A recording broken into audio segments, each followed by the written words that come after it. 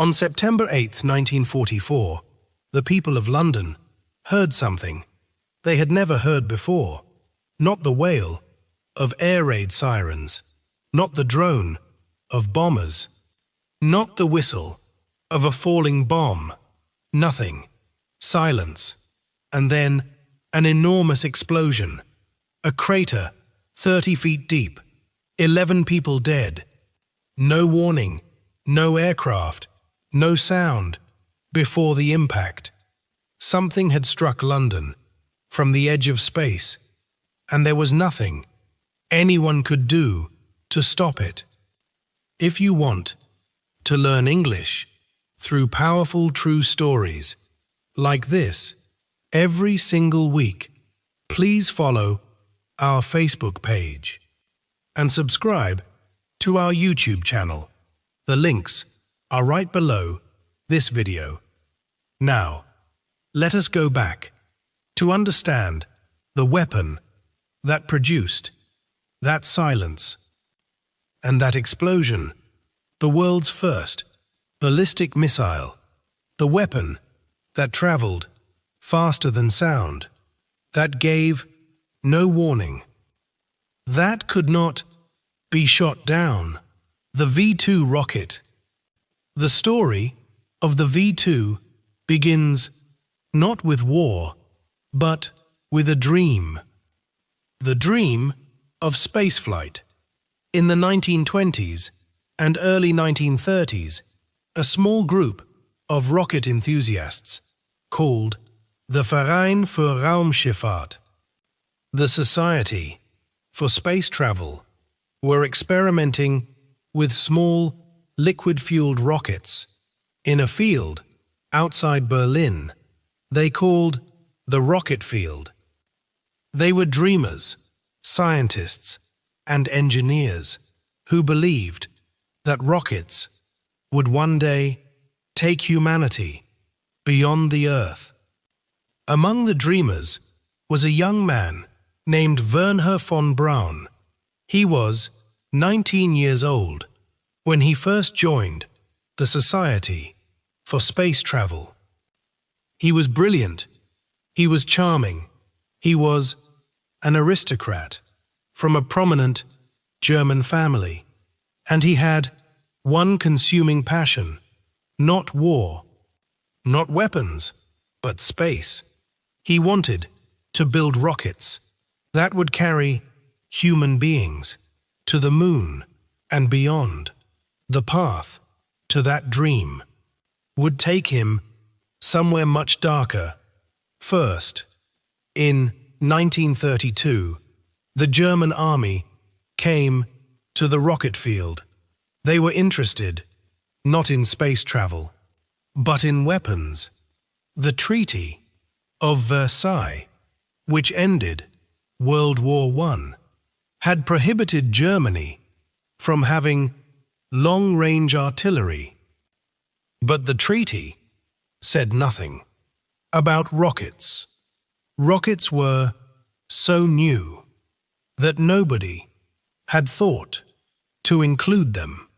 The army saw the opportunity, and they offered the young rocket enthusiasts funding, real funding. Von Braun and his colleagues faced a choice: reject the military funding and continue their experiments at a tiny scale with almost no resources, or accept it and have access to facilities, equipment, and teams that would let them build rockets far more sophisticated than anything they could build alone. They accepted.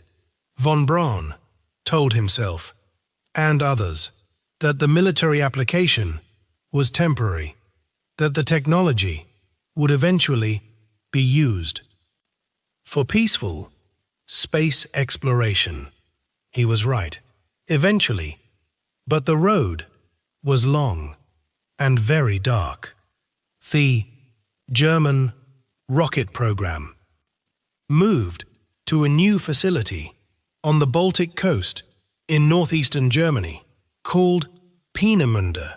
It was a remote peninsula chosen specifically because it was far from populated areas where tests could be observed. By 1937, Peenemünde was the most advanced rocket research facility in the world. It had wind tunnels, testing facilities, a small port, housing for hundreds of scientists and engineers, and a young technical director named Wernher von Braun.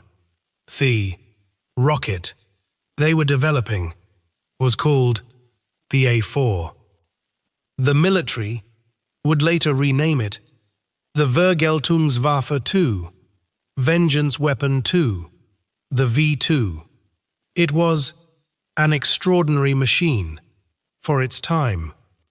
12 meters tall, about 40 feet. It burned ethanol and liquid oxygen in an engine that produced 25 tons of thrust.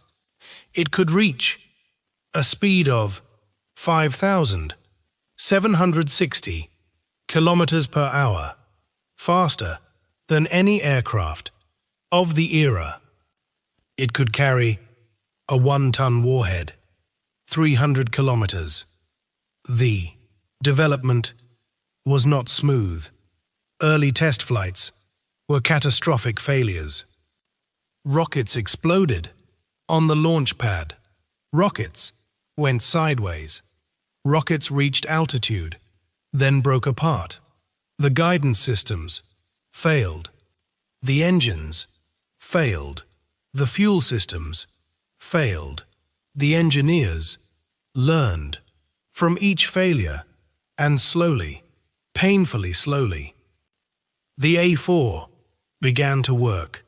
On October 3rd, 1942, the first successful test flight reached an altitude of 84.5 kilometers, the edge of space. When the rocket worked, Peenemunde's military commander, General Walter Dornberger, gave a speech. He said, "We have invaded space with our rocket, and we mark this day as the beginning of a new era in transportation, that of space travel." Then, von Braun added, "We have proved rocket propulsion practicable for space travel. To us, this is the beginning of a new era." The vision of space exploration was still alive, even in the middle of building a weapon of war. But the British knew about Peenemünde. In 1943, a young RAF photo reconnaissance analyst named Constance Babington Smith was examining photographs of the Peenemünde Peninsula taken by RAF reconnaissance aircraft. She noticed something on the photographs: small, torpedo-shaped objects on the ground and launch ramps, unlike anything she had seen before. She reported her findings. British intelligence began to take the German rocket program very seriously. On the night of August 17, 1943, the RAF launched Operation Hydra, a massive bombing raid on Peenemünde. 596 heavy bombers targeting the factories, the research facilities, the living quarters. The raid killed about 180 people, including a significant number of engineers and scientists, and it delayed the V2 program by approximately 2 months. 2 crucial months, but it did not stop the program. The Germans simply moved it. After the bombing of Peenemünde, Heinrich Himmler, the head of the SS, saw an opportunity.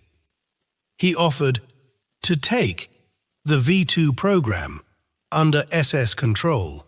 This meant moving production underground into a vast tunnel complex in central Germany called the Mittelwerk, the Central Works, and it meant using slave labor from the concentration camps to build the rockets.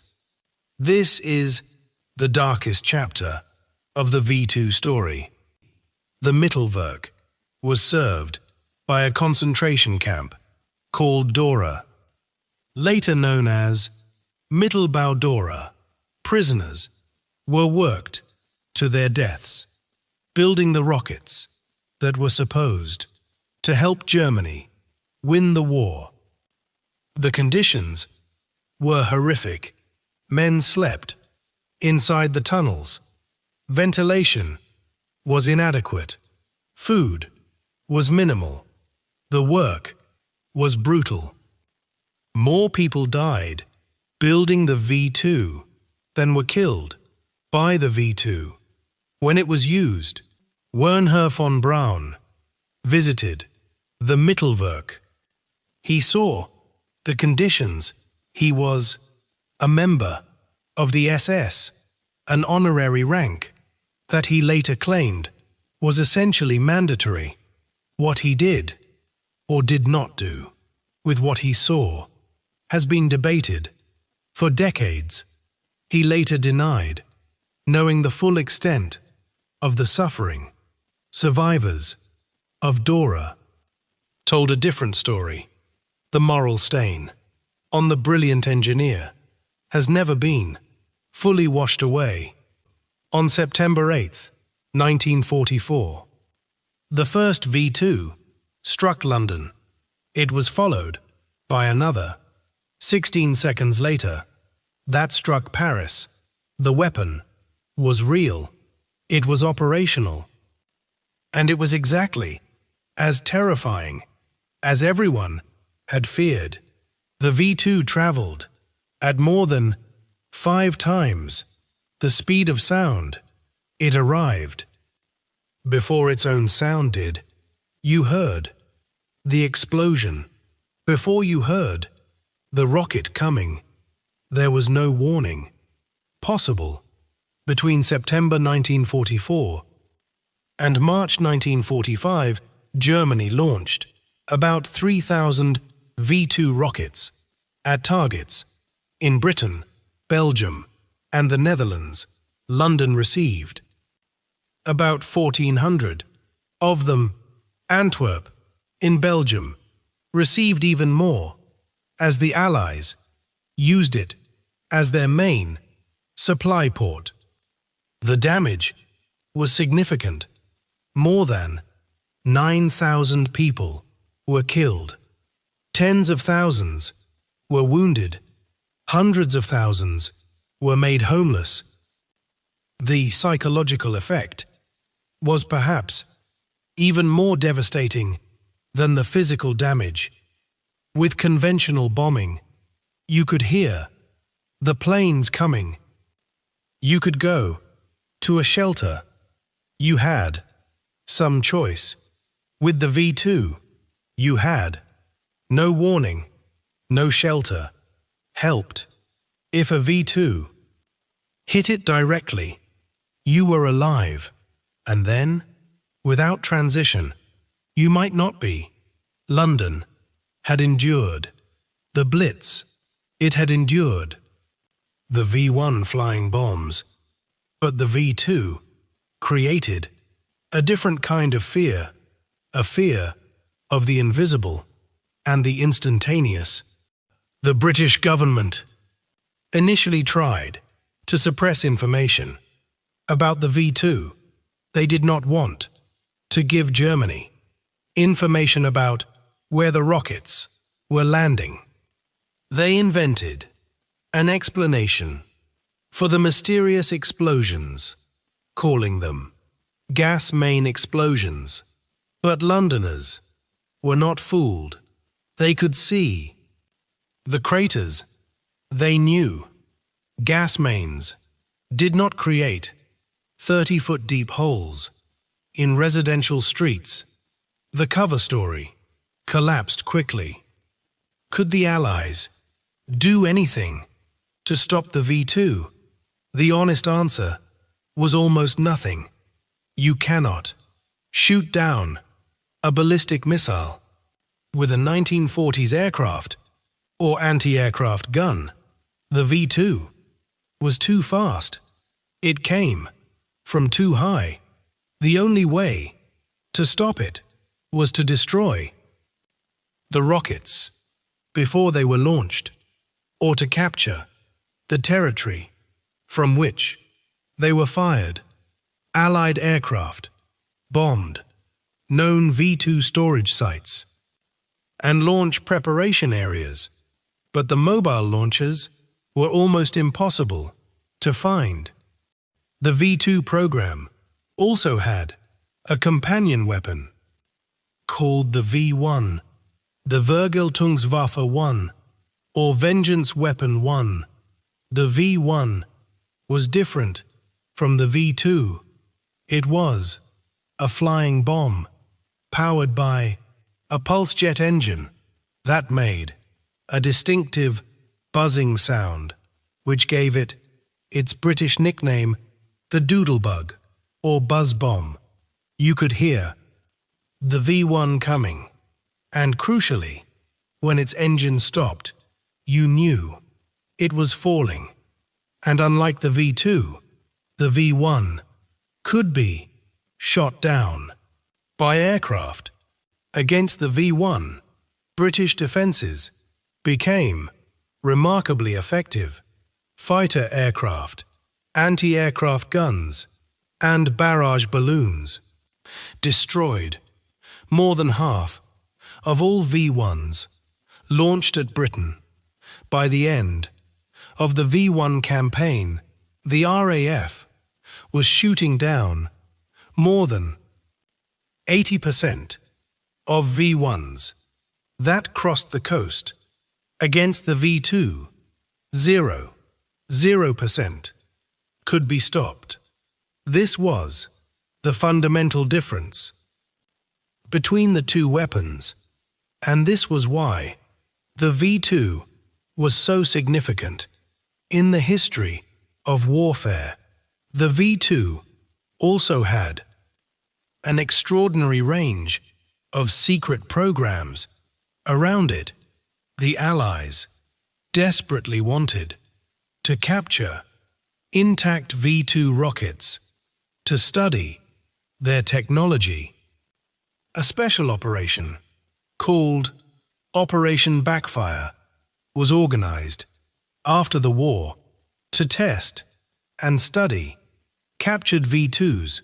British intelligence officer Major R.V. Jones spent years working to understand and counter the German rocket program, and a race was already beginning between the Americans and the Soviets to capture the German rocket scientists.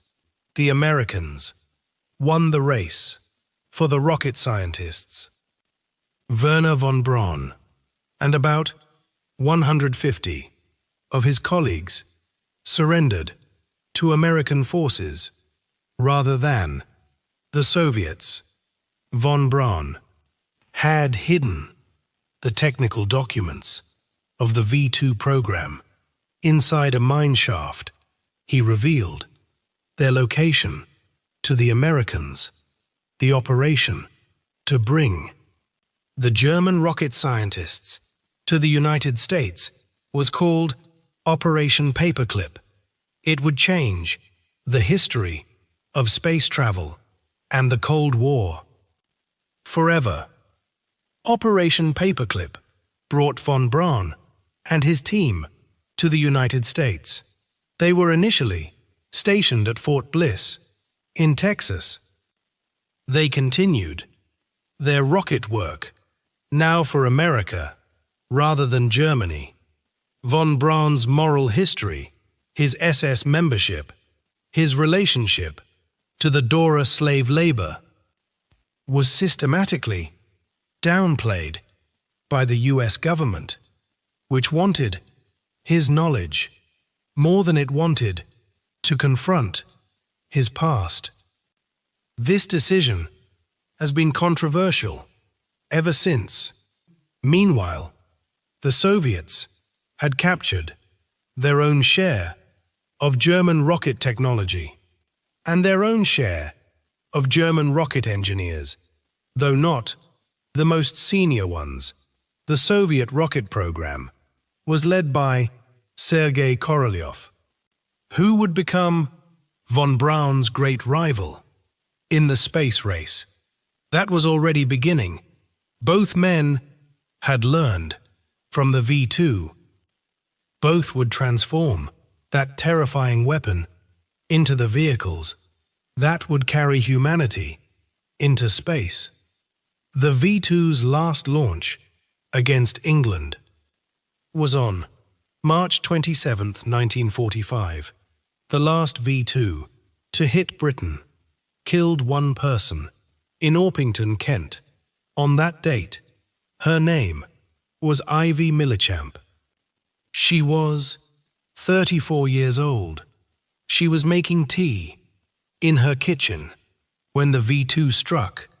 The last death from the world's first ballistic missile attack was a woman making tea in an English kitchen. The terrible ordinariness of war's last victim. Did the V2 change the outcome of the war? The answer is no. It came too late. It was not accurate enough. Its production costs were enormous and diverted resources from more effective weapons. Albert Speer, Hitler's armaments minister, later estimated that the resources spent on the V2 program could have produced 24,000 additional aircraft or larger numbers of conventional artillery shells or submarines. The V2 was a wonder weapon that did not win the war and probably could not have. But the V2 did change the world, just not in the way Hitler intended. It proved that ballistic missiles were possible. It showed that rockets could reach near space altitudes. It created the engineering foundation for everything that followed. The American Redstone missile was a direct development of the V2. The Soviet R-7 that launched Sputnik and carried Yuri Gagarin to space was built on V2 principles. On July 20th, 1969, 24 years after the last V2 struck England, Neil Armstrong stepped onto the moon. The rocket that carried him there, the Saturn V, was designed by Wernher von Braun, the man who had dreamed of space while building weapons, who had joined the SS and looked away from Dora, and who had also built the machine that took humanity to another world. His is perhaps the most morally complex biography in the history of science. The V2 also created the architecture of the Cold War. Both superpowers built their nuclear deterrents on ballistic missile technology that derived from the V2, the ICBMs, the intercontinental ballistic missiles that pointed at each other across the Iron Curtain for 40 years were children of Peenemünde, Hitler's secret weapon, that failed to win his war, became the defining technology of the Cold War that followed. The survivors of Dora and the families of those who died there have a different relationship to the V2's legacy. For them, the rocket is not the beginning of the space age. It is the instrument of their suffering. The Mittelbau Dora concentration camp memorial stands today at the site of the camp and the Mittelwerk tunnels.